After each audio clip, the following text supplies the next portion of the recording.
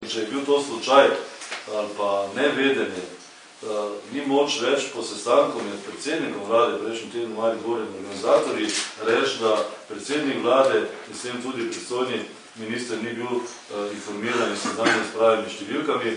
To je bilo narejeno tako na sestanku, kot kasneje posredovano s strani organizatorji. Univerzijada bo. Jaz sem prepričan, tako kot pred meseci, da univerzijada v Mariboru, Zrečah in Rušah bo. Kaj je ključni kamen spotike?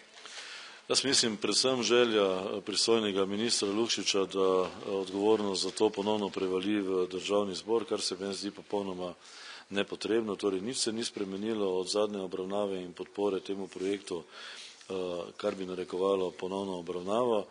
In predvsem mi več ne odločamo o tem, ali bi kandidirali ali ne.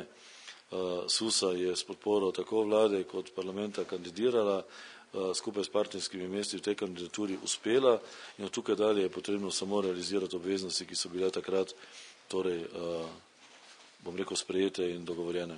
In premijerjeva vloga v Veseli stvari?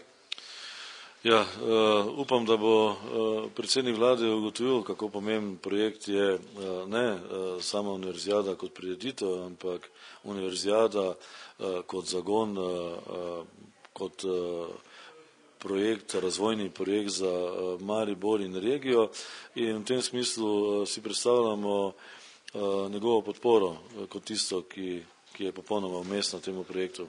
Slovenske univerze so seznanjene z vsem dogajanjem. Jaz mislim, da so slovenske univerze do zdaj bile vključevane, predvsem pa je pomembno, da je tako SUSA kot partnerska mesta na stališču, da je njihov delež zelo pomemben in ni razloga, da se morebitne njihove pripombe in želje ne bi upoštevale pri sami organizaciji in pa izvedbi univerzijade.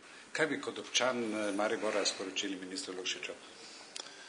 Torej, ministru Lukšiču priporočam, da se umakne od kamer, da se umakne od mikrofonov, da se umakne in ne sklicuje tiskovnih konferenc, takrat, ko to ni potrebno, ampak da se predno gre pred mikrofone in kamere, sestane z organizatorji, dela v organizacijskem odboru, ki ga vodi, se dokoplje do vseh podatkov in odgovorov na vprašanja, ki so morebiti seveda potrebna razreševanja, naj uskladi z vsemi akterji, torej vse odgovore in takrat usklajeno nastopi pred kamerami. Samo na ta način bo v naših, a pa mojih očeh postal verodostojen minister.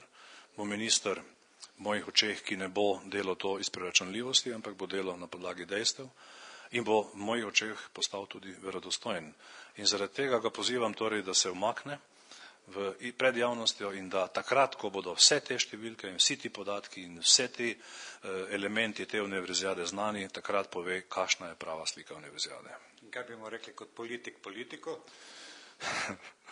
Kot politik bi mu rekel, da se naj zaveda, da Slovenija ni samo okolje, v katerem biva, živi, dela, ampak je Slovenija tudi severovzhodna Slovenija, da potrebuje enakomeren razvoj, da od vseh ciljev zapisanih v koalicijski pogodbi je to eden izmed ciljev, da je univerzijada eden izmed projektov, ki je napisan v koalicijski pogodbi in naj ga gleda afirmativno, naj ga gleda pozitivno, naj kot politik, kot minister ustvarja pozitivno javno mnenje, ne pa to dela na način, da se ustvarja vtis, da hoče preprečiti univerzijado, da skrbi bolj za centralni del Slovenije ali pa da pravzaprav manipulira z nekaterim delom slovenskega volilnega telesa, ki je ravno tako njega in pa vso koalicijsko vlado izvolil.